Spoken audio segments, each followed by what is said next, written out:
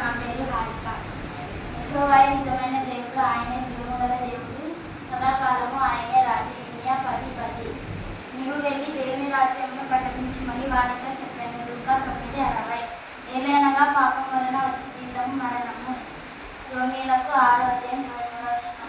నాశనమునకు పోవు ద్వారము వెడల్పును, ఆ దారి విశాలమునై ఉన్నది, దాని ద్వారా ప్రవేశించువారు అనేకులు.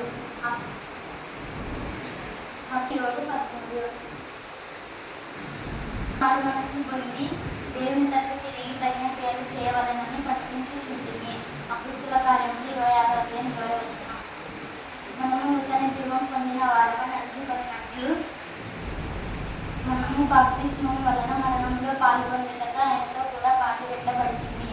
రోమీయులకు 6:4. అదేమనగా యేసు ప్రభువని నీ నోటితో ఒప్పుకొని దేవుడు మృతులలో నుండి ఆయనను లేపెనని నీ హృదయమందు విశ్వసించిన యెడల నీవు రక్షింపబడినవు. 10:9.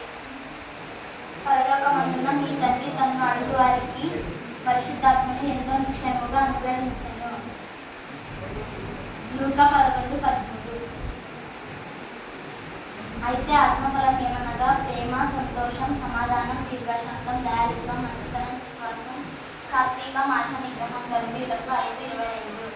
నీవు వెళ్ళు చోటికే నేను వచ్చేదను, నీవు నివసించు చోటనే నేను నివసించేదను. నీ జనమే నా జనము, నీ దేవుడే నా దేవుడు. రూతు 1:16. ప్రేమించు వారికి అనగా ఆయన సంకల్పము చొప్పున పిలువబడిన వారికి మేలు కలుగుటకై సమస్తము సమకూడి జరుగుచున్నదని ఎరుగుదుము. రోమీయులకు 8:8.